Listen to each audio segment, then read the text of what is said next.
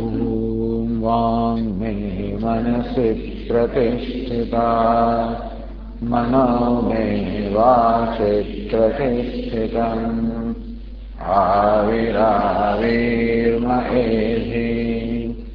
वेदस्य महानि सः श्रुतं मे मा प्रहासीः नाधीतेन अहोरात्रां सन्दधामि ऋतं वदिष्यामि सत्यं वदिष्यामि तन्मामवतु तद्वक्तारमवतु अवतु माम् वक्तारमवतु वक्तारम् ॐ शान्ति शान्ति शान्तिः। श्रुतिस्मृतिपुराणानाम् आलयं करुणालयं नमामि भगवत्पादं लोकशङ्करं शङ्करं शङ्कराचार्यं केशवं बादरायणं सूत्रभाष्यकृतौ वन्दे भगवन्तौ पुनः पुनः। ईश्वरो गुरुरात्मेति भेदविभागिने व्योमवद्व्याप्तदेहाय दक्षिणामूर्तये नमः। उपनिषद में 36वां पाना त्रिशीर्षाणं त्वाष्ट्रम् अहनम् अरुन्मुखान्यतीन् सादावृकेभ्यः प्रायच्छम् भगवी सन्धा अतिक्रम्य दिवि प्रह्लादीयान् अतृणम् अहम् अंतरिक्षे पौलोमान् पृथिव्यां कालखाञ्जान् तस्य मे तत्र न लोमचमामीयते स यो मां विजानीयात् नास्य केन च कर्मणा लोको मीयते न मातृवधेन न पितृवधेन न स्तेन न भ्रूणहत्यया नास्य पापं च न चकृषः मुखान्नीलं वेतीति स होवाच प्राणोऽस्मि प्रज्ञात्मा तम्माम् आयुः अमृतम् इत्युपास्व। आयुः प्राणः प्राणो वा आयुः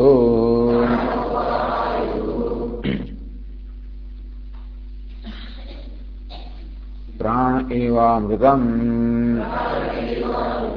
यावद्धि अस्मिन् शरीरे प्राणो वसते तावदायुः।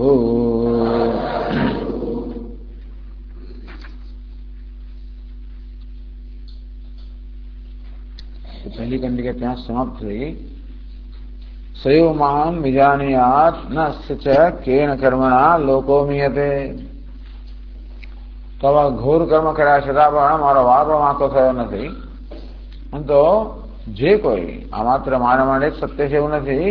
જે કોઈ મને જાણે સયો મામ વિજાનીયાત यह कश्चित मनुष्य वा देव वा जे कोई होय देवता होय मनुष्य होय ऋषि होय कोई पण होय जे મને આ પ્રકારે જાણે જેમ હું મારી જાતને જાણું છું સર્વાત્મ રૂપે મામ આનંદાત્માનમ ઇન્દ્રમ વિજાનીયાત, જે કોઈનો જ્ઞાન કે હું આનંદ સ્વરૂપ ઇન્દ્ર છું, ઇન્દ્રહમસ્મિ સાક્ષાત કર્યાત, પોતાના આત્માને ઇન્દ્ર રૂપે આનંદ રૂપે જે કોઈનું જ્ઞાન થાય, નાસ્ય કેનચ કર્મણા લોકો મીયતે,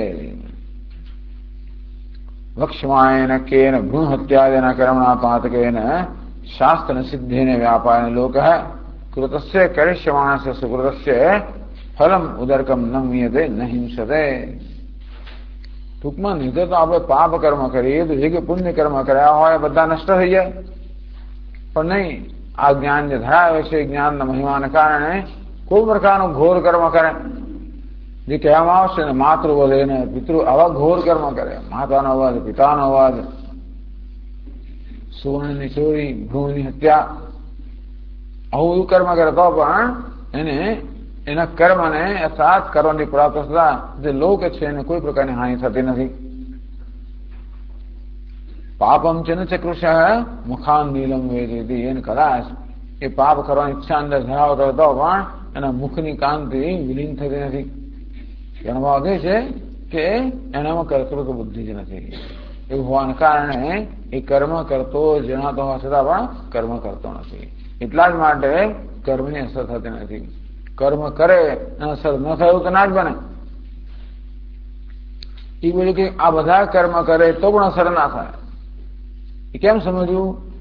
બીજાઓની દ્રષ્ટિએ આ બધા કર્મ કરે તો પણ પોતાની દ્રષ્ટિએ કર્મ ન કરતો હોવાના કારણે વાસ્તવમાં કોઈ અસર નથી. એ પ્રકારે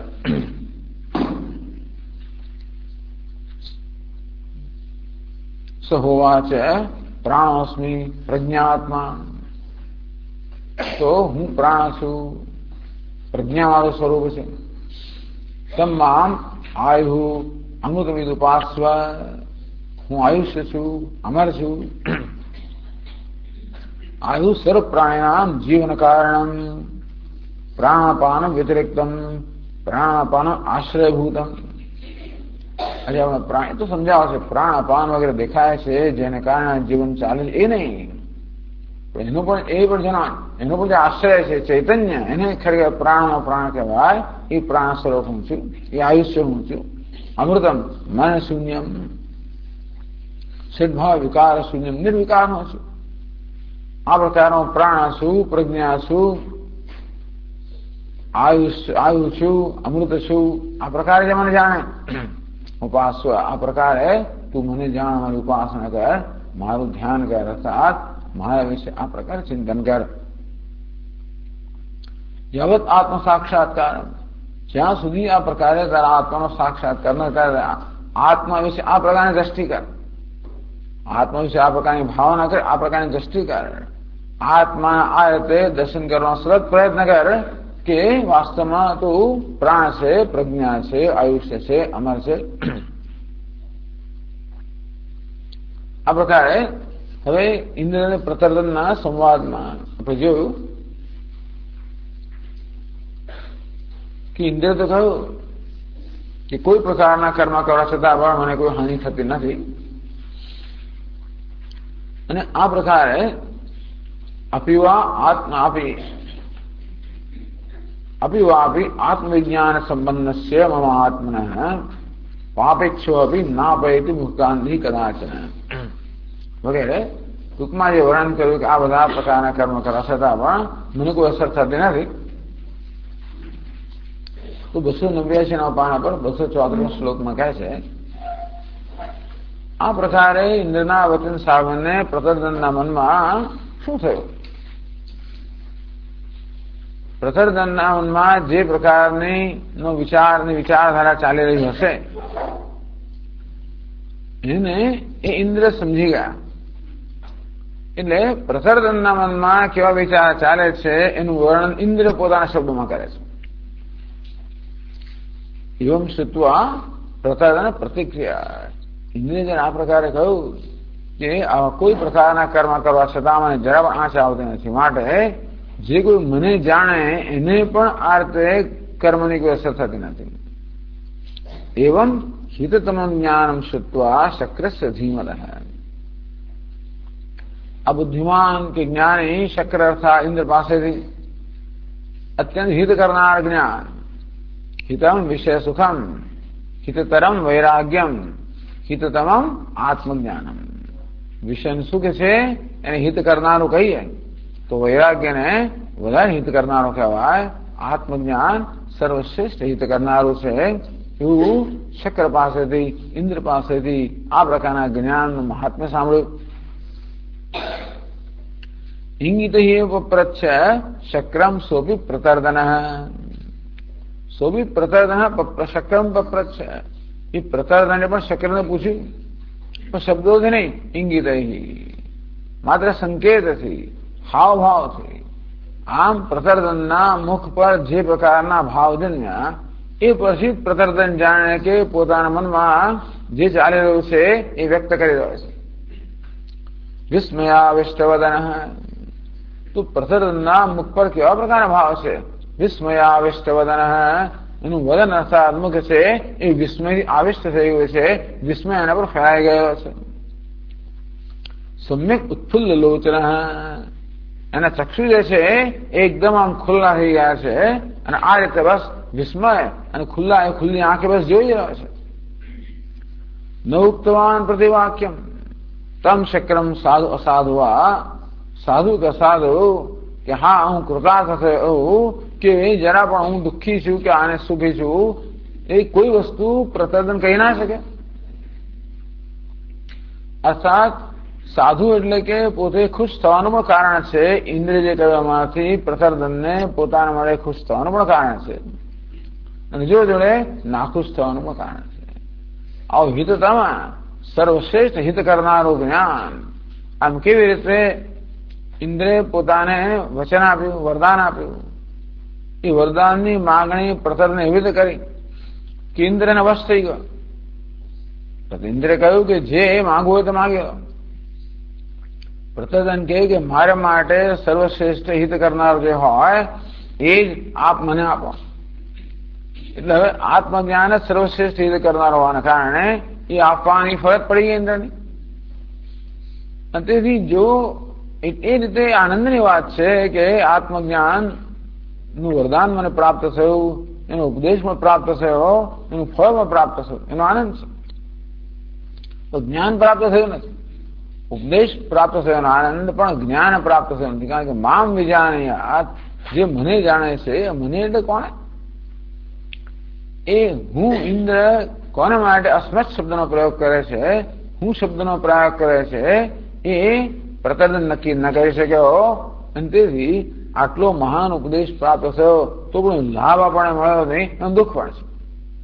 એક બાજુ આનંદ પણ છે, બીજી બાજુ દુઃખ પણ છે. એટલે આવું બંને એક સાથે જ જયારે હોય, સુખ અને દુઃખ, ત્યારે માણસ સ્તબ્ધ થઈ જાય. નહીં સુખ હોય તો બોલાઈ જાય, દુઃખ હોય તો બોલાઈ જાય. તો સુખ દુઃખ બંને એક સાથે જયારે પ્રસંગ હોય ત્યારે માણસ અવાક બની જાય. એ પ્રકારની પ્રતર્દનની સ્થિતિ છે, એનું વર્ણન કર્યું. અને સારું કે ખરાબ કંઈ પણ પ્રતર્દન બોલી ના શકે. તમ સ્તબ્ધ સદૃશમ દૃષ્ટવા, આ તો સ્તબ્ધ થઈ ગયો છે, એવી રીતે જાણે કે રેખાંકિત ચિત્ર ના હોય એવો થઈ ગયો છે આ પ્રતર્દન. એવું જોઈને સહ સર્વજ્ઞ સહ શચીપતિ, ઇન્દ્ર તો સર્વજ્ઞ છે, આત્મજ્ઞાની છે, એ તો તજ્ઞ. અને તેથી આ પ્રતર્દન મનમાં શું ચાલી રહ્યું છે ઇન્દ્રે સમજી ગયો. સુમનસા વિચિંત્યત ઇદમ પ્રભુ, પ્રભુ અર્થાત સર્વસમર્થ ઇન્દ્ર જે છે એ પ્રતર્દનના મનમાં શું ચાલી રહ્યું છે એ પોતાના મનમાં વિચારે છે. ઇન્દ્ર વિચારે છે, શું વિચારે છે? પ્રતર્દનના મનમાં શું ચાલી રહ્યું છે.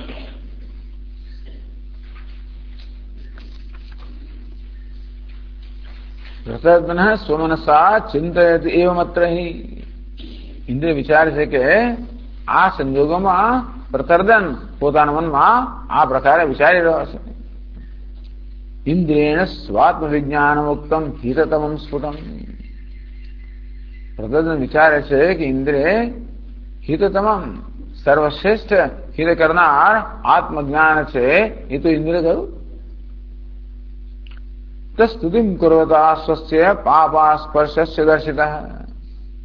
इंद्रे आत्मज्ञानी महान स्तुति करी, कई तो स्तुति करी पाप अस्पर्श है। आ ज्ञान જેને છે એને પાપ જરાય સ્પર્શ કરતું નથી, એ રીતે આ જ્ઞાનની મહાન સ્તુતિ કરી. દૃષ્ટાંતાય સ્વસ્ય પાપ સ્પર્શ, પોતાની જાતને દૃષ્ટાંત તરીકે પ્રસ્તુત કર્યો કે કેવી રીતે કોઈ પાપ મને સ્પર્શ કરતું નથી. એ પ્રકારે આત્મજ્ઞાનની મહાન સ્તુતિ કરી. યથા મે સ્યાદ વિશ્વાસો અસ્મિન લૌકિકે, જેથી અલૌકિક જ્ઞાનમાં મારામાં વિશ્વાસ જન્મે કે નહીં આવું છે. કોઈકનું દ્રષ્ટાંત આપ્યું તો આપણે કહીએ હશે કે નહીં ભગવાન જાણે, તો પોતાનું દ્રષ્ટાંત જયારે આપ્યું ત્યારે ન માનવાનું કારણ નથી. આ રીતે પ્રત્યેકના મનમાં આ જ્ઞાનના મહાત્મા માટે વિશ્વાસ જન્માવવા માટે ઇન્દ્રે પોતાનું ઉદાહરણ આપ્યું. આમ પ્રતર્દન પોતાનો વિચાર એવું ઇન્દ્ર વિચારી રહ્યો છે. તથાપિ વિષય મેં સંદેહો વર્તતે અધુના, આમ હોવા છતાં પણ આ વિષયમાં મારા મનમાં અત્યારે સંદેહ વર્તમાન છે, સંદેહ જન્મ્યો છે. કેવો શેના માટે? મામ જાણી યત્રોક્તમ મહ્યમ ઇન્દ્રિયણ બોધનમ. ઇન્દ્રિય જે મને કહ્યું કે મામ જાણી તું મને જાણ, એ જે કહ્યું એના વિશે મારા મનમાં સંશય જન્મે છે. તત્ર अस्मत् शब्द बोधाभ्याम अर्थ को विषयीकृत है. माम अहम रूप से अहम मने जान, मने तो कौन है? अस्मत् शब्द बोधाभ्याम, હું શબ્દ છે એ શબ્દથી બોધ જન્મે છે. શબ્દ અને પ્રત્યય, કોઈ પણ શબ્દ જયારે આપણે સાંભળીએ ત્યારે આપણા મનમાં એનો પ્રત્યય જન્મે, એ વિષયનો ખ્યાલ જન્મે. બંને સાથે જ હોય છે, શબ્દ અને અર્થ કે પ્રત્યય કે બોધ સાથે જ હતા. માત્ર શબ્દ રહી જાય ને બોધ ના જન્મે તો માત્ર એક ધ્વનિ જ રહી જાય. એવું થતો હોય ઘણી વાર. ત્યારે જો શબ્દને સમજવાના યોગ્ય સંસ્કાર આપણા મનમાં હોય તો શબ્દ માત્ર શબ્દ રહી જતો હોય છે, પણ એ પોતાના અર્થનું કે યથાર્થ એનું જેવો હોય એ પ્રકારના અર્થનું સ્ફુરણ કરાવી શકતો નથી. તો જયારે એમ કહ્યું ઇન્દ્રે કે મને જાણ, તો મને એટલે શું? આ હું શબ્દનો શું અર્થ થાય? તો અસ્મત શબ્દ બોધાભ્યામ, અસ્મત શબ્દથી એમાંથી જન્મ પ્રત્યયથી કો અર્થ હૈ વિષયીકૃત હૈ. તો કયો અર્થ, એનો શું અર્થ છે? કો અર્થ કયા અર્થને વિષયીકૃત કર્યો? અર્થાત આ અહમ શબ્દનો અર્થ શું થાય? ટૂંકમાં અહમ શબ્દ કયા અર્થમાં વપરાયો છે? ઇન્દ્ર જયારે કહ્યું કે મને જાણ, ત્યારે મને એટલે કયા અર્થમાં એમણે કહ્યું? ઇન્દ્રને જાણો એટલે કોને જાણો? તો ઇન્દ્ર ત્રણ વિકલ્પ છે. ઇન્દ્રોયમ દેવતા રૂપ સહસ્રાક્ષ પુરો મમ. એક તો હું એટલે બી ઇન્દ્રનો વિગ્રહ જે મારી સમક્ષ ઉપસ્થિત છે. સહસ્રાક્ષ, ઇન્દ્ર 1000 નેત્ર એમ કહેવાય છે. વજ્રપાણી, વજ્ર જેના હાથમાં છે. શશીનાથ જે શશીના પતિ છે.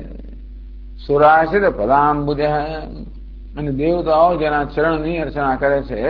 એવો ઇન્દ્ર જે છે એ દેવતા રૂપ છે, એ તમારી સમક્ષ ઉપસ્થિત છે. તો હું અહમ જયારે ઇન્દ્ર કે મને જાણ એટલે આને આ દેવતા વિશેષને જાણવાના.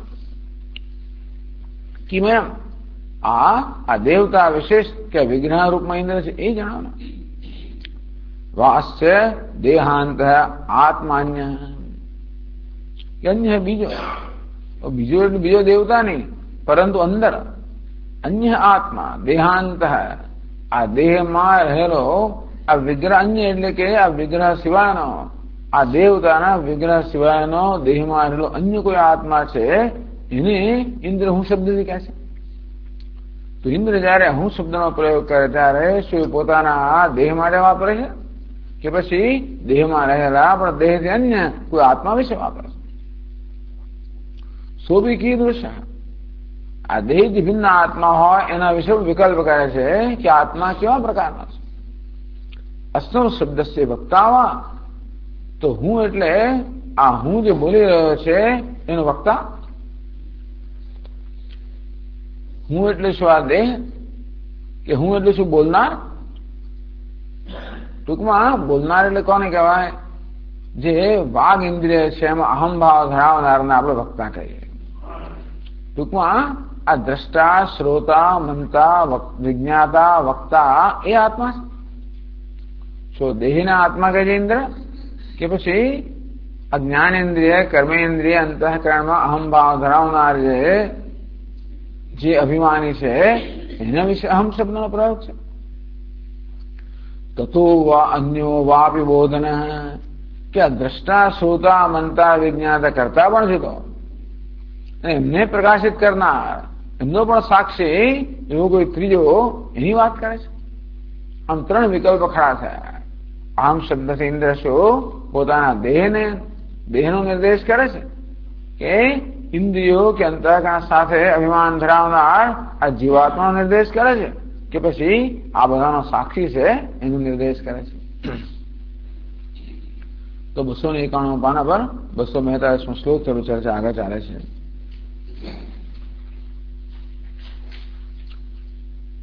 ઇત્યાદિ ચિંતા કુલિત માનસોયમ પ્રતર્દન ધીધનત્વેન મામ નૈવ ભક્તિ કિંચિન્નરાધિપઃ.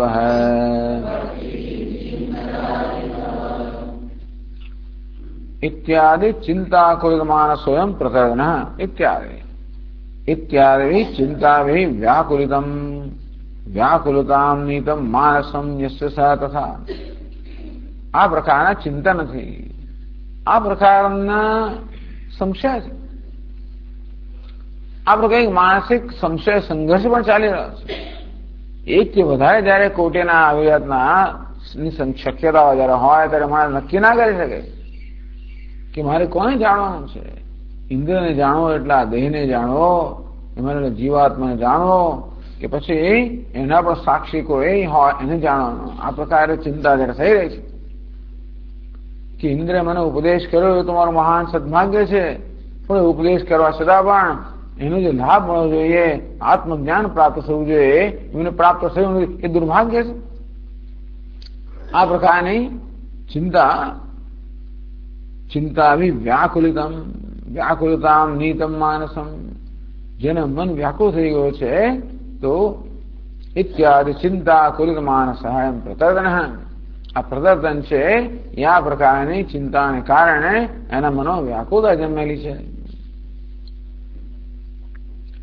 આદિપદેને તદુપરાંત પણ ઇન્દ્રિયમાં શું ચાલી રહ્યું છે? ઇત્યાદિ ઇતિ એટલે અહીં જે સ્પષ્ટ વ્યક્ત કરવામાં આવ્યું છે, આદિ એટલે આને સંબંધિત બીજું બધું પણ. આદિપદેન સંશય કોટિષુ આદ્યયો પરિચ્છિન્ન જ્ઞાનાત અપરિચ્છિન્ન ફલાનુપત્તિ. કે ચાલો આપણા આ દેહ જે છે એને આત્માનું માનીએ કે પેલો અહંકાર છે એના આત્મા માનીએ એ પ્રકારે તો પરિચ્છિન્ન જ્ઞાનાત દેહ પરિચ્છિન્ન છે, મર્યાદિત છે દેશમાં, કામ વગેરેમાં. અહંકાર પણ મર્યાદિત છે. જે શ્રોતા છે વક્તા નથી, વક્તા છે દ્રષ્ટા નથી, દ્રષ્ટા છે વગેરે. આમ આ જે ત્રણ કોટી છે, આ ત્રણમાંના પહેલા બે જે છે એ સ્વયં પરિચ્છિન્ન અર્થાત મર્યાદિત છે, અને તેથી એમના આત્મા માન્યું તો આત્મા પણ મર્યાદિત છે. તેવા મર્યાદિત આત્મા જ્ઞાનથી અપરિચ્છિન્ન અર્થાત અમર્યાદિત ફળ કેમ પ્રાપ્ત થાય? અમરતા કેમ પ્રાપ્ત થાય? નિષ્પાપતા કેમ પ્રાપ્ત થાય? શુદ્ધિ કેમ પ્રાપ્ત થાય? પવિત્રતા કેમ પ્રાપ્ત થાય? ટૂંકમાં પૂર્ણતા પ્રાપ્ત ન થાય. અંત્યાયામ કોટુ જ્ઞાન વિષયત્વનુપત્તિ. આ બધાનો સાક્ષી હોય તો અપરિચ્છિન્ન હોય, સાક્ષીઓ ચૈતન્ય હોય, એ ચૈતન્યમાં કોઈ વિકાર ના હોય, અને માટે એ તો અમર્યાદિત હોય, એ સર્વવ્યાપી હોય, નિર્વિકાર હોય, નિરાકાર હોય, અને તેથી એની જાણી જરૂર આપણે અપરિચ્છિન્ન સાથ અનંતતાને પ્રાપ્ત કરીએ. પણ ત્યાં તકલીફ છે જ્ઞાન વિષયત્વ અનુપત્તિ. કોઈ જ્ઞાનનો વિષય ના બની શકે. જ્ઞાનનો વિષય દેહ બની શકે, અહંકાર બની શકે, પણ એ મર્યાદિત હોવાના કારણે એમને જાણવા છતાં પણ અમર્યાદિત ફળ પ્રાપ્ત ન થાય. એ બંનેનું સાક્ષી અમર્યાદિત હોય પણ જાણો જ, કારણ કે જ્ઞાનનો વિષય ના બની શકે. તો જે જાણીએ એ જાણવાનો અર્થ નથી, કારણ કે આપણને કોઈ એનો લાભ નથી, અને જેનાથી જે જાણે લાભ હશે એ જાણી શકાય એમ નથી. જ્ઞાન વિશે અનુપત્તિ ઇત્યાદિ દોષ ચિંતા ગ્રહ, આ પ્રકારનો દોષ પણ રહેલો છે. આ દોષનું ચિંતા પણ ચિંતન મનમાં થઈ રહ્યું છે. આ બધાથી પ્રસરદનું મન વ્યાકુળ થઈ ગયું છે. સંશય પ્રકાશન અપ્રકાશનયો ગુણદોષ ચિંતાયાસ્ય ગ્રહ. તો ઉપરાંત પ્રસરદન બીજીમાં વ્યાકુળતા છે કે આપણને જે સંશય જન્મ્યો છે એ સંશય વ્યક્ત કરો કે ના કરો. સંશય વ્યાકુળતા જન્માવે, સંશય વ્યક્ત કરો કે ના કરો એ પણ બધાને વ્યાકુળતા જન્માવે. આપણો સંશય વ્યક્ત કરીએ એટલે મૂર્ખ તો ઠરીએ જ ને. આ તો બધાને એવું નથી લાગતું, પણ કેટલાકને એવું લાગે કે ભાઈ એવું કહેવાય નહીં, આપણે કેવું આપણાથી શું વિચારે. એટલે ગુણદોષ ચિંતા, જો સંશય વ્યક્ત કરીએ તો જરૂર એનો ઉત્તર મળે, એનો ગુણ છે. સંશય વ્યક્ત કરવાનો ગુણ કયો છે કે જેથી આ ઉત્તર પ્રાપ્ત થાય, સંશય નિવૃત્ત થાય. તો દોષ કયો છે, આપણું દેખાય કે આટલી સમજ અક્કલ નથી, આટલી સમજ નથી પડતી, આના રીતે હું બુદ્ધિમાન નથી, બુદ્ધિમાન જે મારામાં છે એવું પ્રગટ થાય. એ પણ જે જરા અભિમાની લોકોને સ્વીકારી ના હોય. સંશય પ્રકાશન અપ્રકાશનયો ગુણદોષ ચિંતાયાસ્ય ગ્રહ. આમ પ્રકાશિત સંશય પ્રકાશિત કરવાના શું ગુણ છે, દોષ છે. ગુણ પણ છે કે સંશય નિર્મૂળ થાય, દોષ છે આપણું ખરાબ દેખાય. વ્યક્ત ન કરવાનો ગુણ શું છે, અંદર મોઘમમાં આપણું અંદર સચવાઈ રહે, બોલીએ નહીં એટલે ખબર ના પડે ને કે આની શું તકલીફ છે. એટલા માટે બહારથી બધું સારું દેખાયનો ગુણ છે, પણ સંશય નિવૃત્તનો દોષ છે. આ પ્રકારે મનમાં ચિંતા ચાલી રહી છે પ્રસરદનમાં.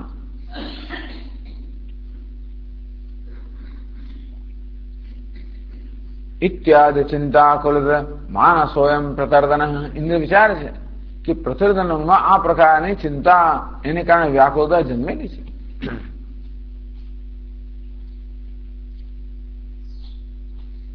મામ નહીં વક્ત કિંચિત નરાધિપ એતાદૃશોભ્યમ પ્રતર્દન મામ પ્રતિ ન કિંચિત વક્તિ. ટૂંકમાં આવો સંશય મનમાં જન્મ્યો છે, મનમાં વ્યાકુળતા જન્મે છે, એવું હોવા છતાં પણ આ પ્રતર્દન મને કહેતો નથી. મામ પ્રતિ ન કિંચિત વક્તિ, એ મને કઈ કહેતો નથી. તત્ર હેતુ, કેમ નહીં કહેતો હોય? ધી ધનત્વેન, ધી બુદ્ધિરૂપી ધનને કારણે. ધી એવ ધનમ, ધી એટલે બુદ્ધિ, આ બુદ્ધિ જ ધન છે. બુદ્ધિને ધન કેમ કહેવામાં આવ્યું? ધનવત પરિપાલ્યા ઇષ્ટ સાધનમ વા. ધન વસ્તુ કેવી છે, હંમેશા આપણે એને સાચવી રાખવા માંગીએ, જાળવી રાખવા માંગીએ. આ બુદ્ધિ પણ કેવી છે, માણસ હંમેશા જાળવી રાખવા માંગે, એટલા માટે એને ધન કરે. અથવા ઇષ્ટ સાધન.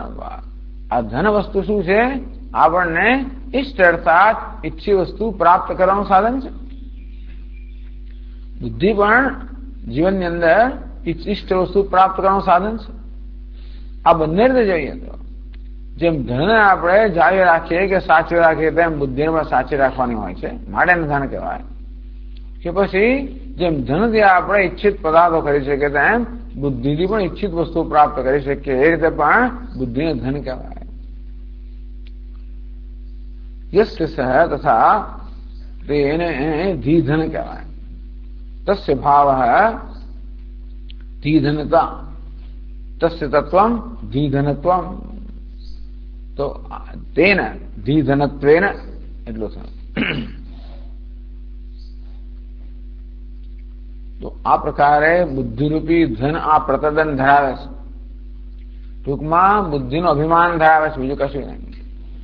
આ પ્રતર્દન પોતાની બુદ્ધિનું અભિમાન ધરાવે છે. તથા ચ બુદ્ધિમતામ બુદ્ધિ પ્રકર્ષ સૂચિકા ક્રિયા ન રોચે તે ભાવ. એ બુદ્ધિમાન લોકો છે કે જે પોતાને બુદ્ધિમાન માનનારા છે એ ક્યારે એવું ના કરે કે પોતાનું નીચું દેખાય, બુદ્ધિના સ્તરે પોતાનું નીચું દેખાય એ કોઈ ક્રિયા ક્યારે એ કરવાનું ઈચ્છે નહીં, એમને ગમે નહીં, કરવું પડે તો જુદી વાત છે, પણ સામાન્ય રીતે પોતાનો મોભો જાળવી રાખે. પોતે બુદ્ધિમાન છે એ પ્રકારની જે છાપ છે એ છાપ બહુ મહત્વની છે. તેથી એ છાપને જાળવી રાખવા માટે તેથી અંદર તકલીફ હોય તો એ વાત ના કરે.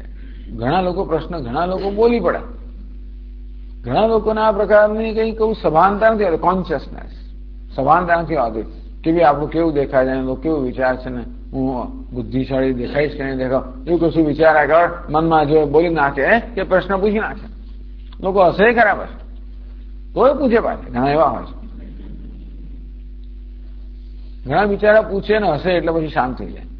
ક્યારેક લોકો ચાલુ જ રાખતા, ક્યારેક લોકોને મજા આવે એટલે હું કેવા હસાવું છું બધાને, એવું પણ થાય છે. જાત જાતનો હોય છે. તો સામાન્ય રીતે પોતાની બુદ્ધિનું કે ડાપણનું અભિમાન ધરાવનાર માણસ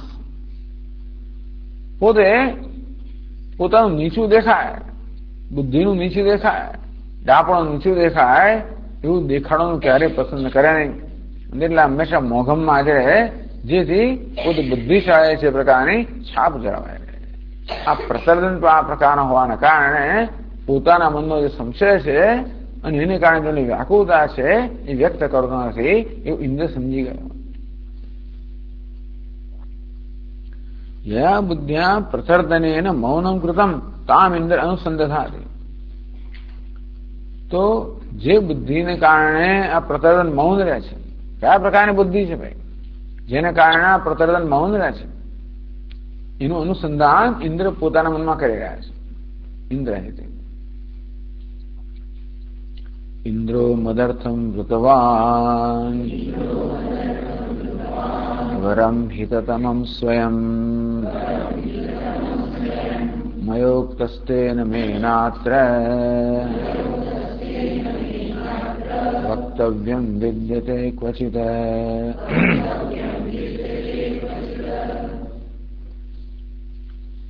ઇન્દ્ર સ્વયં મદર્થે હિતતમ વરમ વર્તમાન. વિચારે કે ઇન્દ્રે સ્વયં મારા માટે સર્વશ્રેષ્ઠ હિત કરનારનું વરદાન એને પોતે જ પસંદ કર્યું છે. ટીકાકાર કહે છે તમે ઉપનિષેધી પ્રયુક્ત સન, જયારે ઇન્દ્રે પ્રસન્નને કહ્યું કે મારી પાસે વરદાનમાં, ત્યારે પ્રસન્ન કહ્યું તમે જ નક્કી કરો, એવું જયારે કહ્યું ત્યારે ઇન્દ્ર સ્વયં એવ મદર્થમ હિતતમ વરમ વૃતવાન. તેથી ઇન્દ્ર પછી હવે ધર્મ સંકટમાં આવી ગયો. ધર્મ સંકટ એટલે હવે તો આપણે બી પ્રસર્જને એવું જ વરદાન આપવું પડે જે હિતતમ હોય, એનું નામ વર કહેવાય. એમ તો વરમ મુનીશ્વર જ કહ્યું છે, તું વરદાન માંગ. વર એટલે શ્રેષ્ઠ પણ કહેવાય, સૌથી હિત કરનારો એને પણ વર કહેવાય. વરમ હિત તમામ વૃણીશ્વર એવું પણ અર્થ થઈ ગયો. અને તેથી તમે એવો વૃણીશ્વર બહુ જ બુદ્ધિ વાપરીને થોડી ચાલાકી છે અથવા તો કુશળતા કહેવાય, બહુ જ કુશળતાથી પ્રસર્જને કહ્યું કે નહીં ભાઈ તમે એવો વૃણીશ્વર આપ જ મારા માટે આ વર જે હિતતમ છે એ આપ જ નક્કી કરીને કહો. એવું ઇન્દ્રએ પછી પોતે નક્કી કરવું જ પડે. આત્મજ્ઞાન સિવાય તો કોઈ શ્રેષ્ઠ હિત કરનાર નથી, અને તેથી આત્મજ્ઞાનનો ઉપદેશ કરવાની એને ફરજ પડે. સ્વયં એવ મદર્થમ હિતતમ વનમ વૃતવાન. આ ઇન્દ્રિય પોતે જ મારા માટે સર્વશ્રેષ્ઠ હિત કરનાર વરદાન અર્થાત આ આત્મજ્ઞાન છે એમને પોતે જ મારા માટે પસંદ કર્યું છે. પ્રતિશ્રુત્ય પ્રકાશિતવાન ટૂંકમાં આ પ્રકાર મારો ઉત્તર સાંભળીને એમણે આત્મજ્ઞાન પ્રકાશિત કર્યું, આત્મજ્ઞાન વ્યક્ત કર્યું. તેન મેનાત્ર વક્તવ્ય વિદ્યતે મયા ઉક્ત ઇન્દ્ર. મેં જયારે કહ્યું ત્યારે ઇન્દ્ર આ પ્રકારે મારા માટે જ આત્મજ્ઞાન રૂપી શ્રેષ્ઠ વરદાન પસંદ કર્યું. એની ફરજ છે. પ્રત્યેક વિચારે છે કે આ તો ફરજ એની થઈ ગઈ છે. તેના નહીં વક્તિ કિંચિત તેન વક્તવ્ય વિદ્યતે ન ક્વચિત અત્ર. અંતે મારે હવે કશું કહેવાનું રહ્યું જ નથી. આત્મજ્ઞાન મેં ના થાય ત્યાં સુધી એની જવાબદારી છે. મારે શું કામ કઈ કહેવું છે? એટલે કહે છે તેને ઇન્દ્રસ્ય વરપ્રદાન વશીકૃતત્વેન, પોતે વરદાન આપવાનું વચન આપી ચૂક્યા એટલે બંધાઈ ગયા ને. આ પ્રકારે વરદાનના વચનથી બંધાયેલા ઇન્દ્ર જે છે અંતેથી બંધાયેલો વશીકૃત થઈ ગયો.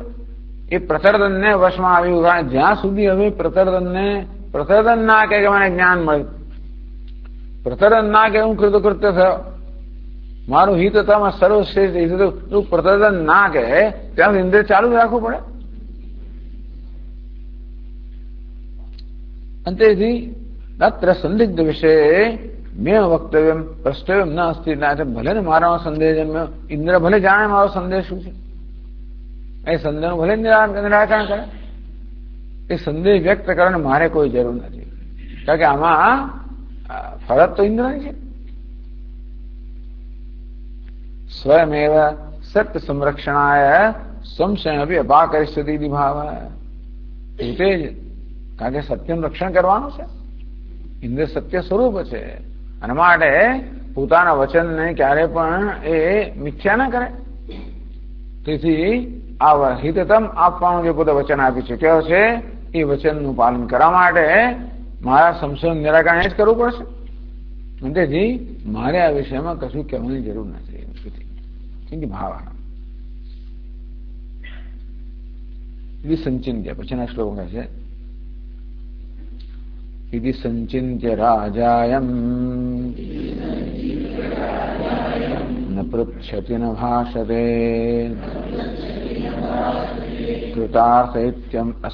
કૃતાર્થ ઇત્ય સંપન્ન વિજ્ઞાનત્વાत् પ્રતર્દનઃ.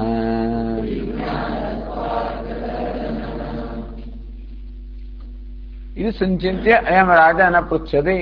આ પ્રકારે ઇન્દ્રિય પણ સમજી આ પ્રકારે વિચાર કરીને આ રાજા કઈ પૂછતો નથી.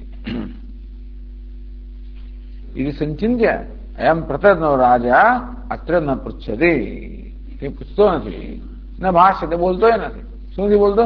કૃતાર્થ ન ભાષ્યતે. હું કૃતાર્થ એમ પણ નથી કહેતો. કેમ? અસંપન્ન વિજ્ઞાનત્વાદ. પેલું વિજ્ઞાન સંપન્ન થયું નથી. જ્ઞાન ન થવાના કારણે આ પ્રતર્દન હું કૃતાર્થ થયો એમ કહેતો નથી. અભાષણ હેતુ અસંપન્ન વિજ્ઞાનત્વાદ. અસંપન્નમ અવધારણા રૂપતા લક્ષણ સંપત્તિમ અપ્રાપ્તમ. સંપત્તિ એને પ્રાપ્ત થઈ નથી. સંપન્ન થવું એટલે સંપત્તિ પ્રાપ્ત એમ કહેવાય. કઈ સંપત્તિ? આત્મજ્ઞાન વિશે નિશ્ચય થયો. હું બ્રહ્મ છું એ પ્રકાર નિશ્ચય જન્મવો એ જ મારી સંપત્તિ છે. એના આત્મજ્ઞાન તો અવધારણ એટલે કે હું બ્રહ્મ છું એ પ્રકારનું નિશ્ચિત જ્ઞાન છે. એ નિશ્ચિત જ્ઞાન રૂપી સંપત્તિ જેને પ્રાપ્ત થઈ નથી એવા પ્રતર્દન જે સંપન્ન છે. તો જ્ઞાન રૂપી સંપત્તિ જેને પ્રાપ્ત નથી અસંપત્તિ એટલે કયું? અવિજ્ઞાન અસંપન્ન વિજ્ઞાનત્વાદ. તથા ચ ધીધન સન અસંપન્ન જ્ઞાને કથમ કૃતાર્થોસ્મિ બ્રુયાત. ભાઈ બુદ્ધિનો અભિમાન તો છે એટલે ખોટું તો ના જ કે. ધીધનત્વ ને આ ધીધન હોવાના કારણે બુદ્ધિનો અભિમાન હોવાના કારણે હું કૃતાર્થ છું એવું પણ નથી કહેતો. પોતાનો સંશય વ્યક્ત નથી કરતો. ભલે ને ઇન્દ્ર પોતાના મારા સંશયનું નિરાકરણ કરે અંજોડે હું કૃતાર્થ જેમ પણ નથી કહેતો. કારણ કે બુદ્ધિનું અભિમાન ધરાવે છે માટે જે સાચી વાત નથી એ પણ ન કે.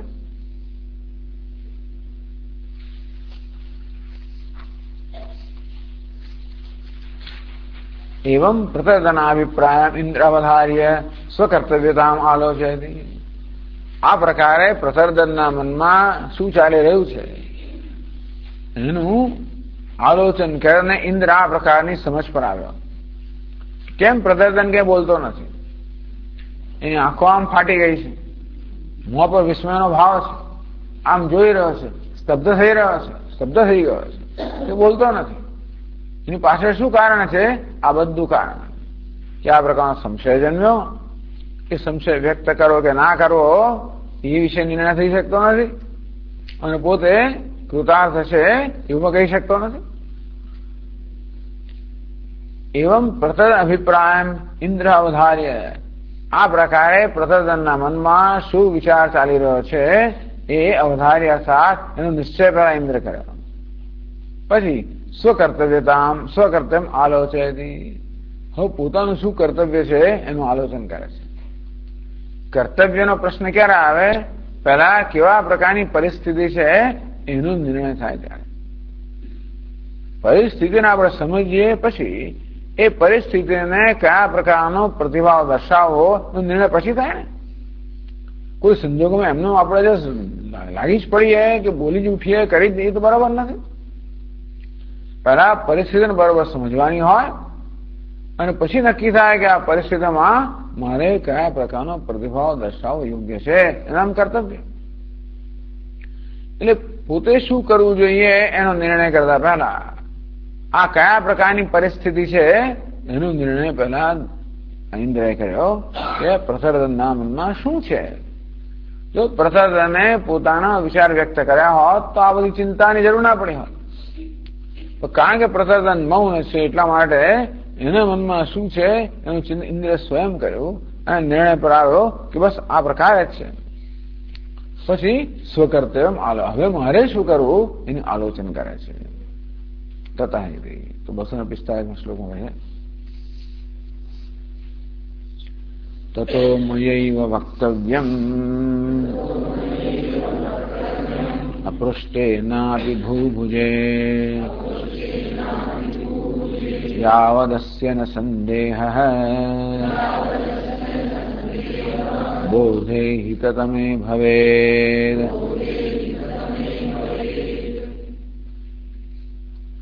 તતઃ તે કારણથી એતન મૌન અભિપ્રાય છે જ્ઞાતત્વાદ. તો પ્રસરદન મૌન છે, મૌનની પાછળ કયો અભિપ્રાય રહેલો છે એનું જ્ઞાન થયું હોવાના કારણે મેં એ વક્તવ્યમ હવે તો અપૃષ્ઠેના આપી ભૂભુજ એટલે કે રાજા તો અપૃષ્ઠેના આપી મને પૂછવામાં નથી આવ્યો તો પણ ભૂભુજે મયા એ વક્તવ્યમ આ રાજાને મારે જ કહેવું જોઈએ. બસ આવું નિર્ણય થયો. એ તો બોલવાનું નથી પણ એ ના બોલે તો એવું બધા ઘેર જાય એવું ના કહેવામાં આવે. કારણ કે એને હિતતમ આપવાનું વચન આપી ચૂકે છે. ચાલો ત્યારે ફરી મળીશું આપણે એવું કહીને જતો ઇન્દ્ર. પણ નહીં, વરમ વૃણીશ્વર તમે એવું વૃણીશ્વર પોતે વરદાન આપ્યું છે અને હિતતમ આપવાનું. તેથી જ્યાં સુધી કૃતાર્થ એમ ન થાય ત્યાં સુધી પોતાની ફરજ પૂરી ના થઈ, વચનનું પાલન થયું નહીં. અને તેથી મારે જ કહેવું પડશે. મારા વચનનું પાલન કરવા માટે મારે જ એને કહેવું પડશે. ભલે મને ન પૂછે તો પણ પૂછાવે કહેવાય નહીં. વસ્તુ એવી છે ને ના પૃષ્ઠ કસ્યચિત બ્રુયાત. જ્યાં સુધી આ જ્ઞાન માટે જ્યાં સુધી પૃચ્છા કરવામાં ન આવે ત્યાં સુધી ઉપદેશ ન કરવો જોઈએ. તો પ્રસરદ બોલતા નથી. એ પૃચ્છા કરે તો પછી પ્રશ્ન નથી તો ઇન્દ્ર કહેવું જ જોઈએ. પણ એ પ્રસરદન કઈ ક્યાં છતાં પણ એટલે નક્કી ઇન્દ્ર કહે છે કે ન પૂછે તો પણ અંદર પ્રશ્ન થઈ રહ્યો છે. અને તેથી ગુરવ દીનવત્સલાહ દુયુઃ. આ ગુરુઓ દીનવત્સલ હોવાના કારણે પોતાના શિષ્યની કે જિજ્ઞાસુની મૂંઝવણ સમજીને એ મૂંઝવણનું નિરાકરણ કરવા માટે સામે ચાલીને હવે ઉત્તર આપતા હોય છે કે ઉપદેશ કરતા હોય છે. ભાઈ ક્યાં સુધી ઉપદેશ કરશો? યાવદસ્ય ન સંદેહો બોધે હિત તમે ભવેદ.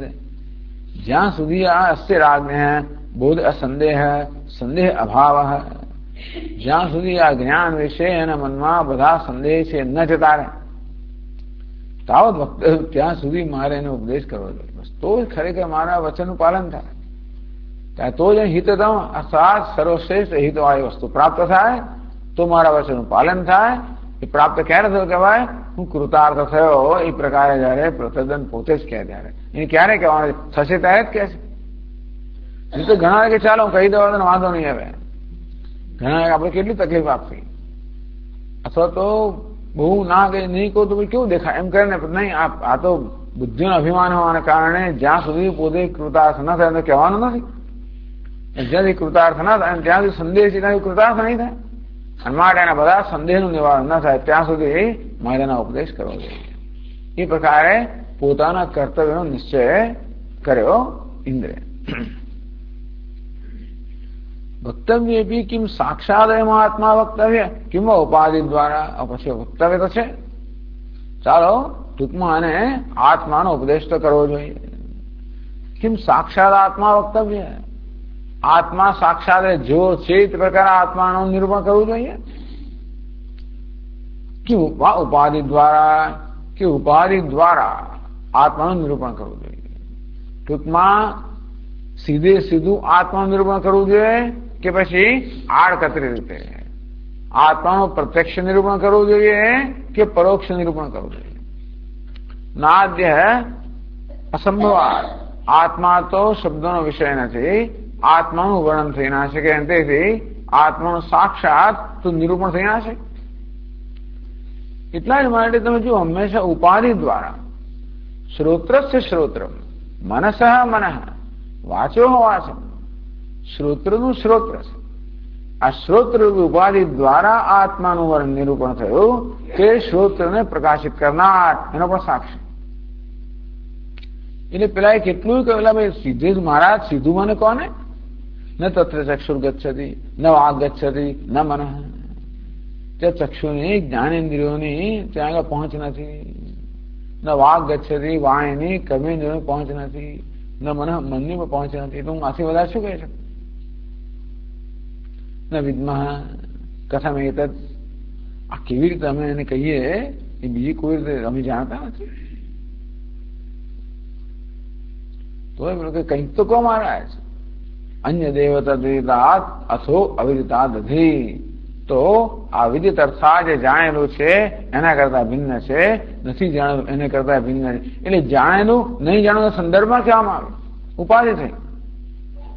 ઉપાધિ એટલે જે વસ્તુ નજીક હોય અને જે પોતાના ધર્મને કોઈ રીતે એના પર લાદતી હોય એ નજીક હોય. એ નજીક હોવાને કારણે એ વસ્તુમાં પણ એ પ્રકારના ધર્મ હોય, નજીક હોય ને એનામાં પણ એ પ્રકારના ધર્મ હોય. રાજાની બહુ નજીક હોય ને કોઈ પ્રધાન, તો એમાં રાજાના ગુણ, એ પણ રાજા પણ કરતો હોય. એ બધી ખબર કે રાજા કેવો હશે. આમ પુત્ર હોય, પિતાના લક્ષણ ધરાવવાના કારણે પિતાના જ્ઞાન માટે પુત્ર પણ એક ઉપાધિ બની જાય, અર્થાત એ નજીક છે ને. પિતાના લક્ષણ હોવાના કારણે એનો પિતા કેવો હશે એ આપણે આના પરથી સમજી શકીએ. જે આત્મા કેવો હશે એનું જ્ઞાન કરવા માટે આત્માનું સીધું વર્ણન થઈ ના શકે. આત્માની નજીકમાં નજીક જે હોય જેનું વર્ણન થઈ શકે અને જે આત્માના ગુણ ધરાવતા, આત્માની નજીક હોવાના કારણે જે આત્માના ગુણ ધરાવતા હોય અને એનું વર્ણન થઈ શકતો, એ દ્વારા આત્માનું નિરૂપણ થાય ઉપાધિ. એટલે આત્માનું સીધું વર્ણન કરવું હોય ને એ તો શક્ય નથી ઉપાધિ દ્વારા, કે આત્માની નજીક જે છે જેને કારણે એ આત્માના ગુણ ધરાવે છે એવી ઉપાધિ દ્વારા આત્માનું નિરૂપણ કરવું. એટલે પછીના શ્લોકમાં કહે છે આનંદાત્મા મયા નાયમ અવાંગ મનસ ગોચર વક્તુમ શક્યો ન ચાનેન જ્ઞાતુમ અપ્યત્ય લૌકિક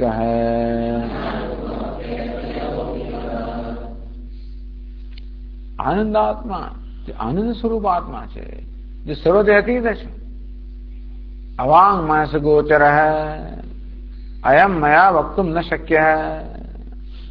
આનંદ સ્વરૂપ આત્મા છે જે વાણીના મનની પહોંચથી બહાર છે, એ તો મારાથી એનું વર્ણન કરવું કે સીધું નિરૂપણ કરવું શક્ય નથી.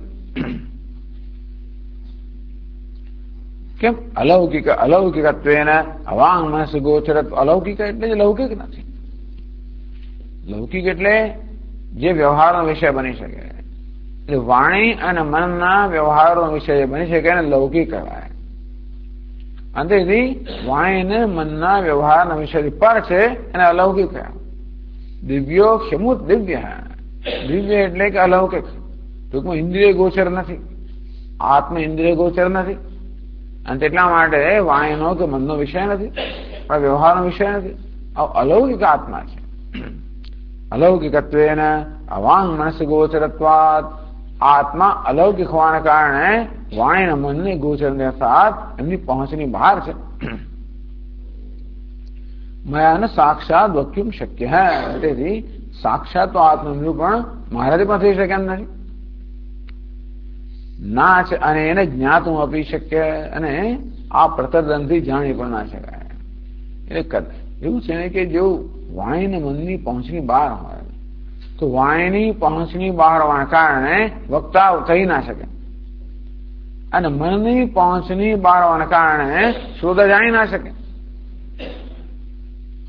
વક્તા કહી ક્યારે શકે? જયારે વાણીની મર્યાદામાં હોય ત્યારે. શ્રોતા જાણી ક્યારે શકે? જયારે એ મનની સીમામાં હોય ત્યારે. જો કહીએ ના શકે અને કદાચ કઈ કે તો આ જાણી ના શકે. તો કિંવા ઉપાધિ દ્વારા, બીજો પક્ષ કયો છે? ઉપાધિ દ્વારા આત્મનિરૂપણ કરવું. દ્વિતીય પક્ષે પ્રાપ્તે વિપ્રકૃષ્ટમ ઉપાદ્યંતરમ ઉપેક્ષે તત્પ્રત્યાસન્ન પ્રાણ પ્રજ્ઞારૂપાધિ એવ આલંબ્ય એનમ બોધયામિતિ. અંતેથી હવે ઇન્દ્ર નક્કી કરે છે કે હા, ઉપાધિ દ્વારા હું આને આત્માનો બોધ કરે. ઉપાધિ ઘણી છે આત્માની. અન્નમય, પ્રાણમય, મનોમય, વિજ્ઞાનમય, બધી ઉપાધિ ઘણી છે. દેહ પણ ઉપાધિ છે, પ્રાણ પણ ઉપાધિ છે, મન પણ ઉપાધિ છે, બુદ્ધિ પણ ઉપાધિ છે. બધી ઉપાધિ છે આત્માની, બહુ નજીક રહેલી છે અને આત્માનો ગુણ ધરાવનારી છે. એટલે દેહને આત્મા અહમ કહેવામાં આવે છે, પ્રાણને અહમ કહેવામાં આવે છે. આત્માની ચેતનતા છે, દેહમાં ચેતનતા વ્યક્ત થતી હોય છે. દેહમાં હું પણ છે, ચેતનતા પણ છે. દેહ વિશે પ્રેમ પણ છે. પ્રેમ તો આત્મા માટે હોય પણ દેહ માટે પ્રેમ છે. આત્મા હું હોય તો દેહ પણ હું બની ગયો. આત્મા ચેતન, દેહ પણ ચેતન બની ગયો. આ દેહ પણ ઉપાધિ બની, પ્રાણ ઉપાધિ બની, ઇન્દ્રિયો મને બધી ઉપાધિ છે. એમાં વિપ્રકૃષ્ટમ ઉપાદ્યંતર ઉપેક્ષા. પછી ઉપાધિ કેટલીક નજીક હોય ને કેટલીક દૂર હોય પાછી. અમે આપણામાં એકદમ નજીકના નજીક જુદા. સ્વામી એ તો અમને ના ખબર, પણ અમે તો એવા નજીકના નથી. ચાલો બધા દૂરના છીએ, અહીંથી વધારે દૂર ના હોય. નજીકના લોકોને બધી ખબર પડે. એટલે કશું જાણવું તો આપણે એમને પૂછવું પડે કે ભાઈ શું ભાઈ પૂજ્ય સ્વામીનો શું કાર્યક્રમ છે, ક્યાં તો ભાઈ ક્યાં પૂછવું પડે. પેલાને કહ્યું મને ખબર નથી, એ પાસે પેલાને પૂછે, પેલો પેલાને પૂછે, ક્યાં ખબર, તો આપણે સીધું જ પૂછીએ. સીધું મારે પૂછી ના શકાય. એટલે પછી જે નજીકમાં હોય, જે એ જ જાણતો હોય, જે સ્વામી જાણતા હોય એને આપણે પૂછીએ. એમાં પછી જે દૂર નો હોય એને પૂછવાનો અર્થ એટલા માટે નથી કે એ વળી પાછું બીજા પર આધારિત છે. એને પાછું આને પૂછવું પડે ને એને આને પૂછવું પડે. એટલે પછી આપણે નજીકમાં નજીક હોય એને જ પૂછીએ. તે રીતે આત્માની પણ આ દેહ વગેરે નજીક તો ખરા, પણ એટલો નજીક નથી જેટલો પ્રાણ હોય, જેટલી બુદ્ધિ હોય. એટલે દેહને આપણે પૂછીએ કે દેહ દ્વારા ઉપદેશ કરીએ તો પણ દેહ વળી પાછો પોતાના હોવા માટે પ્રાણ પર આધારિત હોવાના કારણે વળી પાછું પ્રાણની વાત કરવી પડે. વળી પાછું તેથી ઉપાદ્યંતરમ ઉપેક્ષા વિપ્રકૃષ્ટ, જે દૂર રહેલી ઉપાધિઓ છે એની ઉપેક્ષા કરીને, અર્થાત એની ચિંતા ન કરીને તત્પ્રત્યાસન ન હો. આત્મા અત્યંત નજીક જે છે, કયા કોણ છે? પ્રાણ પ્રજ્ઞા રૂપ. આ પ્રાણ અને પ્રજ્ઞા જે છે એ આત્માની નજીકમાં નજીક છે. જો વેદ નિહિતમ ગુહાયામ પરમે વ્યોમન. તો કહે છે કે આત્મા તો આ ગુહાની, હૃદયની ગુહાની અંદર શ્રેષ્ઠ જે આકાશમાં જાણવાનો છે, બુદ્ધિમાં જાણવાનો છે, આ બુદ્ધિ આત્માની નજીકમાં નજીક છે. કારણ કે આત્માની ચેતનતા છે એને પ્રતિબિંબિત કરતી હોય છે. આ પ્રાણ પણ આત્માની નજીક છે. તો પ્રાણ છે તો જ વાસ્તવમાં આત્મા છે એવું ખબર પડે ને. પ્રાણ પ્રજ્ઞા રહેવું ઉપાધિ એવ અવલંબ્ય, આ બે ઉપાધિ છે એનું આલંબન લઈને એનમ બોધયામી. ઇન્દ્ર કહે છે કે હવે તો આ પ્રાણ અને પ્રજ્ઞા એટલે બુદ્ધિરૂપી ઉપાધિ છે એનું આલંબન લઈને હું આત્મા વિશે ઉપદેશાને કરીશ. કે આત્માનો સીધો ઉપદેશ ના થઈ શકે અને બહુ આ કતરો કરો તો એને ખબર ના પડે. જો એમ દક્ષિણાક્ષન પુરુષ એવું જયારે કહ્યું કે આ દક્ષિણ બિચારા ગુજવાઈ જ ગયા. પ્રજાપતિએ ઇન્દ્ર અને વિરોચનને કહ્યું કે આ દક્ષિણ નેત્રમાં જે છે પુરુષ એ આત્મા છે. એટલે પેલા શું સમજે? સીધું જ જોયું તો જમણી હાથમાં કોણ દેખાય? આ છાયા દેખાય છે, પડછાયા પ્રતિબિંબ દેખાય. ચાલો દેહ જ આત્મા છે. આમ તો પડછાયો આત્મા કયો, પણ એમાંથી એ લોકો એટલું અનુમાન કર્યું કે આ દેહ આત્મા છે. એટલે બહુ પછી આપણે મોહમમાં રહીએ કે બહુ પછી તો સમજ ના પડે. તેથી સીધે સીધું વર્ણન થઈ પણ ના શકે અને બહુ આળકતરું વર્ણન કરે તો પહોંચે નહીં. એવું વર્ણન કરવું જોઈએ સીધે સીધું પણ ના હોય અને એવું આળકતરું ના હોય કે જે શ્રોતા સમજી ના શકે. એ પ્રકારે નિરૂપણ થવું જોઈએ. અને તેથી એના બોધયામી એટલે 247 શ્લોકમાં કહે છે તતો જ્ઞાન ક્રિયા શક્તિ પ્રાણ પ્રજ્ઞે લૌકિકે આશ્રિત્યાહમ સ્વમાત્માનમ કથયિષ્યામ્ય લૌકિકમ.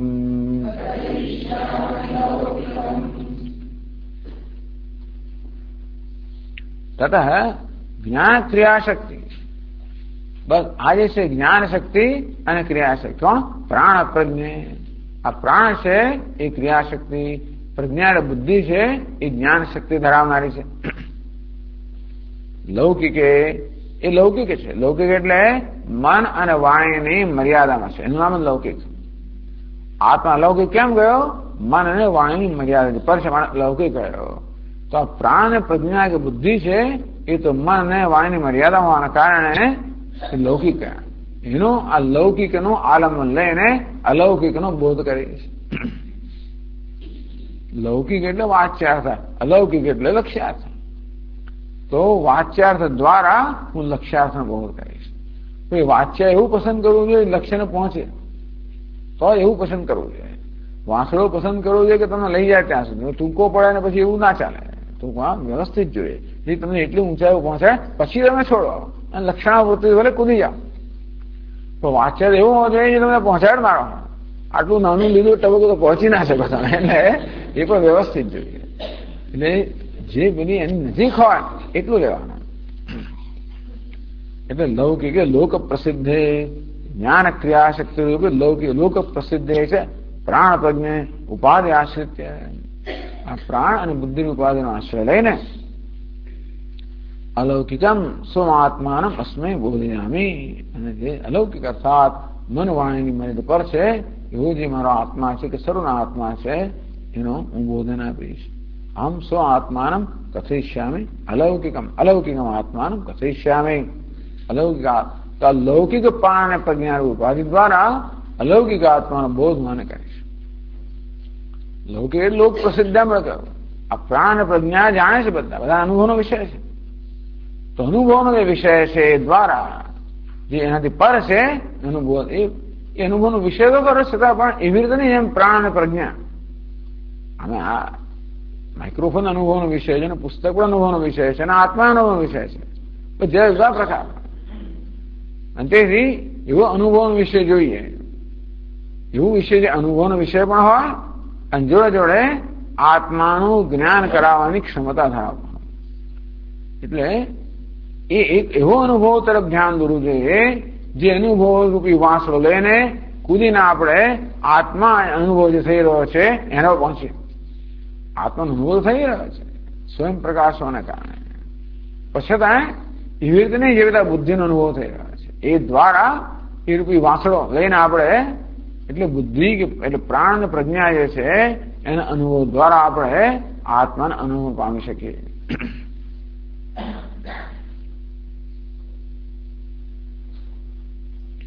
પ્રાણ પ્રજ્ઞા એવું ઉપન્યાસ હેતુ ઉપાદ્યંતરા વિશેષણ દર્શાવી કે આત્માની ઘણી ઉપાધિ છે, એમાં પ્રાણ અને પ્રજ્ઞાને જ કેમ પસંદ કરી? એનું કારણ છે ઉપાદ્યંતરા તો એમાં શું વિશેષતા છે?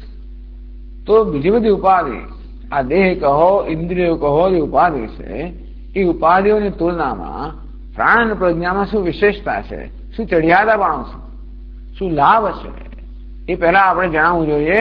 તો જ પ્રાણ અને પ્રજ્ઞા રૂપી ઉપાધિનું આલંબન લઈ શકાય. નહીં કરતો બીજી ઉપાધિની એવી જ હોય દેહ ધારો કે ઇન્દ્રિયો રૂપી ઉપાધિ પણ પ્રાણ પ્રજ્ઞા સમાન જ હોય તો પછી અનુજ કેમ આરંભ મળે, બીજાનું કેમ નહીં?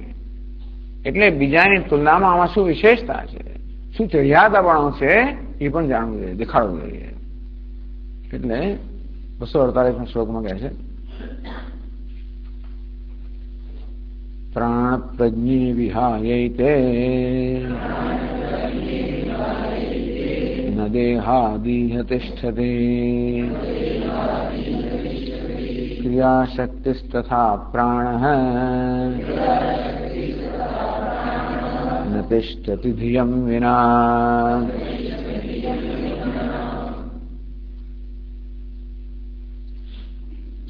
પ્રાણ પ્રજ્ઞે વિહાય એતે દેહાદિ ઇહ ન તિષ્ઠતિ. એ પ્રાણ પ્રજ્ઞા થાય. એતે પ્રાણ પ્રજ્ઞે વિહાય. આ પ્રાણ અને પ્રજ્ઞા બે જે છે એને વિહાય એટલે છોડીને એના વગર દેહાદિ ઇહ ન તિષ્ઠતિ. તો દેહ વગેરે હોઈ ના શકે. આ દેહ કહો, ઇન્દ્રિયો કહો, આવું ખરું તો ખરું કે મન કહો, પ્રાણ અને પ્રજ્ઞા વગર આ દેહ વગેરે હોઈ ના શકે. પ્રાણ પ્રજ્ઞયો સત્વે ચ તિષ્ઠતિ. પ્રાણ પ્રજ્ઞા છે ત્યારે આ દેહ છે, ઇન્દ્રિયો છે. પ્રાણ પ્રજ્ઞા ન હોય તો આ દેહ વગેરે નથી. એ સ્પષ્ટમ અન્વય વ્યતિરેકાભ્યામ. અન્ય વ્યતિરેક છે કે દેહમાં પ્રાણ છે તો દેહ છે, પ્રજ્ઞા છે તો દેહ છે. પ્રાણ નથી, દેહ નથી, પ્રજ્ઞા નથી, દેહ નથી. તો હોવું અન્વય વ્યતિરેક. સ્પષ્ટમ અન્વય વ્યતિરેકાભ્યામ ઇતર સત્વ અસત્વ પ્રયોજકમ પ્રાણ પ્રજ્ઞયો. આત્મામાં જે પ્રકારનો ગુણ છે એવું ગુણ પ્રાણ પ્રજ્ઞામાં પણ છે. આત્મા હોય તો જગત હોય, આત્મા ના હોય તો કશું ના હોઈ શકે. ખબર ને? મસ્સાની સર્વભૂતાની નચામ તેશ અવસ્થિત. આ હું છું માટે આ સમગ્ર આત્મા પણ ધરાવે છે. હું ન હોઉં તો એ ન ધરાવી શકે. જેમ માટે એમ કે ને કે આ ઘડાવાનો આત્મા પણ એટલે હું છું એટલે મારે ઘડાવે છે. ઘડા છે મારે હું છે એમ નથી. અને તેથી માટી છે તો ઘડો છે, માટી નથી તો ઘડો નથી. અને તેથી ઘડાના હોવા આપણો આધાર, માટીના હોવા પણ આભાર છે.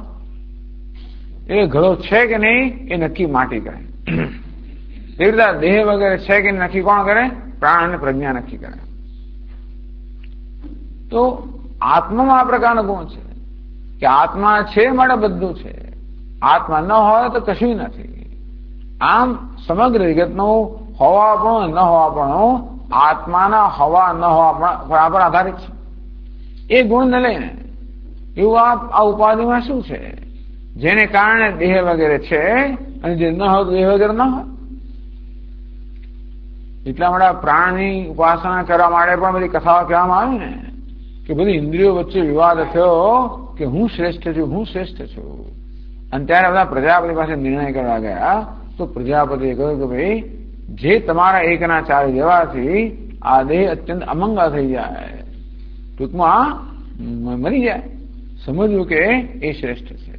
એક પછી ઇન્દ્રિયો મન સુદ્ધા ચાલી ગયું અને દેહ તો ટકી તો રહ્યો, કઈક અસર થઈ ગઈ પણ ટકી રહ્યો. પ્રાણ જયારે જેવા તૈયાર થયો ત્યારે આ બધા પોતાના મુંહ જેને ઉખડી જતા એવું લાગ્યું. નક્કી થયું કે પ્રાણ જે છે એને કારણે બધા છે. પ્રાણ છે માટે આ બધી ઇન્દ્રિયો છે, પ્રાણ નથી તો ઇન્દ્રિયો નથી. અને તેથી બીજાનો હોવા ન હોવાનું નક્કી કરવું એ પ્રકારની યોગ્યતા કે વિશેષતા આ પ્રાણ અને પ્રજ્ઞા ધરાવે છે. આત્મા મૂળ ધરાવે છે. સૌથી મૂળ તો આત્મા જ ધરાવે વિશેષતા કે આત્મા છે તો બધું છે, આત્મા નથી તો બધું નથી. એ આત્માનો મુખ્ય ધર્મ. તો કઈ કહું છે એ ધર્મ આ પ્રાણ અને પ્રજ્ઞા વડે એટલા માટે ઉપાધિ બને. આ પ્રાણ અને પ્રજ્ઞા આત્માના જ્ઞાન માટેનું આલંબન કેમ બને? કારણ કે આત્માનો જે મુખ્ય ગુણ છે એ પ્રકારના ગુણ આ પ્રાણ પ્રજ્ઞામાં પણ છે. કે આત્મા છે તો જગત છે, આત્મા નથી તો જગત નથી. ઠીક એટલું બધું નહીં તોય પણ આ પ્રાણ અને પ્રજ્ઞા હોય તો આ ઉપાધિ વગેરે સંઘાત છે, પ્રાણ પ્રજ્ઞા ન હોય તો આ સંઘાત નથી. અને તેથી આ સંઘાતનું હોવા ન હોવા પણ પ્રાણ પ્રજ્ઞાના હોવા ન હોવા પણ આધારિત થવાનું વ્યતિરેકથી એ પ્રકારનો ગુણ આ ધરાવે છે. अयम भाव तो आमा आत्मबोधविषया स उपाधि उपन्यासम अर्हति यत्र उपन्यस्यमाने बोध सौकर्यम लाघवं च भवेत्। आत्मबोध विषया तो आत्मानो बोध करवानी जયારે ઈચ્છા ધરાવે છે એના વડે સ ઉપાધિ ઉપન્યાસમ અર્હતિ તો આત્માનો બોધ કરવાની ઈચ્છા જયારે હોય તો એ બોધ કરવા માટે કઈ ઉપાધિનો ઉપન્યાસ કરવો જોઈએ, અર્થાત કઈ વસ્તુ કઈ ઉપાધિને આપણે પસંદ કરવી જોઈએ, આત્માનો બોધ આપવા માટે કઈ ઉપાધિ પસંદ કરવી જોઈએ। યત્ર ઉપન્યસ્યમાને બોધ સૌકર્યમ ભવેત જેને કારણે બોધમાં સુગમતા પડે, લાઘવમ ચ ભવેત અને સુગમતા પડે। લાઘવ એટલે કે ઓછામાં ઓછો પ્રયત્ન કરવો પડે। મેં કહ્યું ને કે આપણે સીધું જ પેલા અધિકારી પાસે જઈએ તો પછી આપણને ઇન્ટરવ્યુ મળે। આ પ્યુન પાસે જાય, પ્યુન પેલા પાસે જાય, પેલા એ ગૌરવ લાંબુ થઈ જાય। ટૂંકમાં ટૂંકું પણ હોવું જોઈએ, પણ ટૂંકું ઘણું એવું અઘરું હોય કે આપણે પોસાય નહીં એવું થાય। પેલા પાસે જઈએ તો ખબર એની પાસે જવું તો ધ્રુજે બધા લોકો વાત કરતા એટલે એની પાસે જવું કેવી રીતે। એટલે ઘણી વાર ટૂંકા પણ હોય પરંતુ સરળતા ના હોય, ક્યારેક સરળતા હોય તો બહુ લાંબુ થઈ જતું હોય। કેવો ઉપાય જોઈએ? જે ટૂંકો પણ હોય અને સરળ પણ હોય। એટલે આત્મજ્ઞાન માટે જયારે આપણે ઉપાધિને પ્રસ્તુત કરવાની છે તો કેવી ઉપાધિ પ્રસ્તુત કરવી જોઈએ જેના વડે આત્માનું જ્ઞાન ટૂંકામાં થાય, સરળતાથી થાય અને શીઘ્ર થાય। બંને વસ્તુ હોવી જોઈએ। બોધ સૌકર્યમ લાઘવમ ચ ભવેત।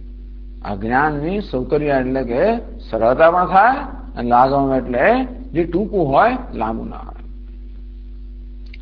ભવતિ ચ અન્વય વ્યતિરેકાભ્યામ ઇતર સત્વા સત્વ પ્રયોજકત્વ રૂપ આત્મલક્ષણેન પ્રાણ પ્રજ્ઞયો આત્મબુદ્ધૌ અવતારિતાયામ તયો પ્રવર્તકે મુખ્યાત્મની પરિચય।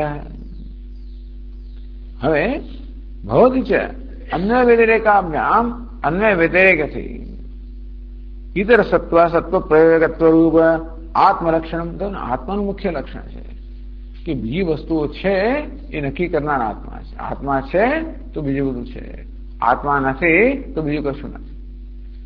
એટલે એ લક્ષણ મુખ્યત્વે આત્મામાં ઘટે છે, પરંતુ આત્માની નજીક હોવાને કારણે કંઈક અંશે લક્ષણ આ પ્રાણ અને પ્રજ્ઞામાં પણ છે। એટલે જ પ્રાણ પ્રજ્ઞા દ્વારા આપણે આત્માનું જ્ઞાન પ્રાપ્ત કરી શકીએ। પ્રાણ પ્રજ્ઞયો આત્મબુદ્ધો અવતારિતા એટલે આત્માનું જ્ઞાન આપવા માટે પહેલા આપણે પ્રાણ અને પ્રજ્ઞાને જ આત્મા કહીએ। જો પ્રાણ અને પ્રજ્ઞાને આત્મરૂપે જાણવામાં આવે તો પ્રાણ પ્રજ્ઞાનું આજે વિશેષતા છે કે પ્રાણ પ્રજ્ઞાના હોવાથી આ દેહાથી સંઘાત છે, એ ન હોવાથી સંઘાત નથી। આ બીજાનું હોવું ન હોવાનું ગૌણ અર્થમાં કેટલેક અંશે પ્રાણ પ્રજ્ઞામાં પણ છે। એટલે પ્રાણ પ્રજ્ઞા દ્વારા અનુજ્ઞાન થાય કે પ્રાણ આત્મા કોને કહેવાય? જેને કારણે બીજા છે, જે હોય તો બીજું છે, જે હોય તો બીજું, એ જ્ઞાન થાય। પેલા પ્રાણ આ હું છું કે પ્રજ્ઞા હું છું એવું જ્ઞાન થાય। તો પ્રાણ પ્રજ્ઞાની શું વિશેષતા છે? આ પ્રાણ પ્રજ્ઞા છે તો દેહાદિ સંઘાત છે, પ્રાણ પ્રજ્ઞા નથી તો દેહાદિ સંઘાત નથી। એટલે પ્રાણ પ્રજ્ઞા આત્મા છે। એટલે આત્મા કોને કહેવાય? જેને કારણે બીજું છે, જે ન હોય તો બીજું નથી, એને આત્મા કહેવાય એવું સમજ પડે। એ અર્થ મુખ્ય લક્ષણ તો આત્મામાં જ જાય છે। એટલે એ દ્વારા એ આત્માને પ્રાપ્ત કરે। તો એવું પ્રવર્તકે કારણ કે આત્મા અમને પ્રવર્તક છે। આ પ્રાણમાં આવો ગુણ ક્યાંથી આવ્યો? પ્રજ્ઞા ગુણ ક્યાંથી આવ્યો? એને પ્રેરણા કરનાર આત્મા છે એમાંથી ગુણ એટલે પછી ક્યાં પહોંચે? મુખ્ય આત્માની પરિચય હૈ। અંતે મુખ્ય આત્માનો પરિચય પ્રાણ પ્રજ્ઞા પદયો સાક્ષાત પ્રવર્તકતયા સન્નિહિતે લક્ષણાયામ ચ લાઘવમ। તો આજે સુકરતા સરળતા પણ થાય જોડે પ્રાણ પ્રજ્ઞા એ શબ્દ છે સાક્ષાત પ્રવર્તક આત્મા છે ને સીધો પ્રાણ અને પ્રજ્ઞાનો પ્રવર્તક છે અથવા એનો પ્રેરક છે। એ દ્વારા ભાઈ ઇન્દ્રિયનો પ્રેરક થાય, એ દ્વારા દેહનો પ્રેરક થાય। એટલે આત્મા બધાનો પ્રેરક છે, પણ આત્મા દેહનો પ્રેરક કેવી રીતે થાય? ઇન્દ્રિયો દ્વારા। ઇન્દ્રિયો પ્રેરક કેવી રીતે થાય? આ પ્રાણ પ્રજ્ઞા દ્વારા. આ પ્રાણ પ્રજ્ઞાનો સીધો પ્રેરક હોવાને કારણે આત્માની નજીકમાં નજીક છે અને તેથી એમની દ્વારા આત્માના જ્ઞાનમાં શીઘ્રતા થાય, સરળતા પણ છે, શીઘ્રતા પણ છે. એટલે આ બંનેમાં બીજાનું અસ્તિત્વ નક્કી કરવાનો ગુણ છે, જે ગુણ મુખ્ય આત્મામાં છે, એ દ્વારા આત્માનો પરિચય કરાવે. તદુપરાંત આત્મા એમનો પ્રેરક હોવાને સીધે સીધું નજીકમાં નજીક છે, એ રીતે આત્માની નજીક હોવાને કારણે સરળતાથી અથવા શીઘ્રતાથી આત્માનું જ્ઞાન કરાવે. ઇતર ઉપાધિ ઉપન્યાસ હેતુ તદંતર્ગત પ્રાણાદિ દ્વારા આત્મ પરિચય. એમ કે દેહ આત્મા છે એમ કે તો ખરું આત્મા પણ કોને કારણે? પ્રાણને કારણે. પ્રાણનો આત્મા પણ આત્માને કારણે. એટલે શું થાય કે પછી તદંતર્ગત પ્રાણાદિ દ્વારા આ દેહ વગેરે પણ આત્માનો પરિચય આપે, ઇન્દ્રિયો અને પ્રાણ દ્વારા આપે. પરંપરા સંબંધ રૂપ લક્ષણા ગૌરવમ ચ સ્યાદ. અંતેથી એક તો સરળતા ના થાય, જોડે જોડે લાંબુ પણ થઈ જાય. એ બંને રીતે બીજી ઉપાધિઓ જે છે એ આત્માના બોધ માટે એટલી અનુકૂળ નથી જેટલા પ્રાણ અને પ્રજ્ઞા છે. એટલે પ્રાણ પ્રજ્ઞાને પસંદ કરવામાં આવ્યા આત્માનો બોધ કરવા માટે. પ્રાણ પ્રજ્ઞા પરસ્પર વ્યતિરેકે ભી સત્વાદ. તો ભાઈ પ્રાણ અને પ્રજ્ઞા ભાઈ પાછા પરસ્પર વ્યતિરેક. પ્રાણ છે મારે પ્રજ્ઞા છે અને પ્રજ્ઞા છે મારે પ્રાણ છે, કે શું છે? કથમ ઉત્તમ આત્મલક્ષણ અનયો અવતાર્યતે. તો આ બંનેમાં એનું લક્ષણ કેમ લાગુ પડે? બેમાંથી એક પ્રવર્તક હોય અને બીજો પ્રવૃત્ત હોય તો પછી એ લક્ષણ બાજુ કોને લાગુ પડે? આ બંનેમાં કેમ લક્ષણ લગાડો છો? ઇતિ આશંક્ય તો એ અવ્યતિરેક અને બંને સાથે જ હોય છે. એટલે પાછું પ્રાણ હોય ત્યારે પ્રજ્ઞા ના હોય અને પ્રજ્ઞા હોય ત્યારે પ્રાણ, એવું હોય તો પછી ભાઈ બેમાંથી એકને પસંદ કરવો પડે. પણ નહીં, અવ્યતિરેક અર્થાત એક હોય તો બીજું હોય છે, એટલા માટે આ બેને પસંદ કરવામાં આવે.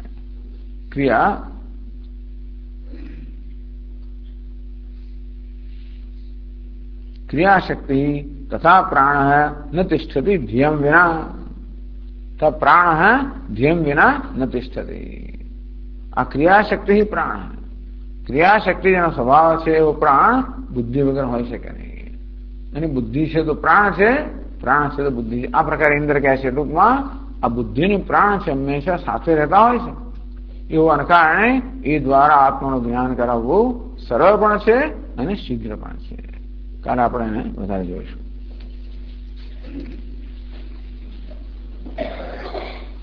ઓમ પૂર્ણમદ પૂર્ણમિદં પૂર્ણાત પૂર્ણમુદચ્યતે પૂર્ણસ્ય પૂર્ણમાદાય પૂર્ણમેવાવશિષ્યતે. ઓમ શાંતિ શાંતિ શાંતિ. શંકરં શંકરાચાર્યં કેશવં બાદરાયણં सूत्रभाष्यकृतौ वन्दे भगवन्तौ पुनः पुनः. ईश्वरो गुरुरात्मेति मूर्तिभेदविभागिने व्योमवद्व्याप्तदेहाय दक्षिणामूर्तये नमः. ओम शांति शांति शांति. हरि ओम. श्री गुरुभ्यो नमः. हरि ओम.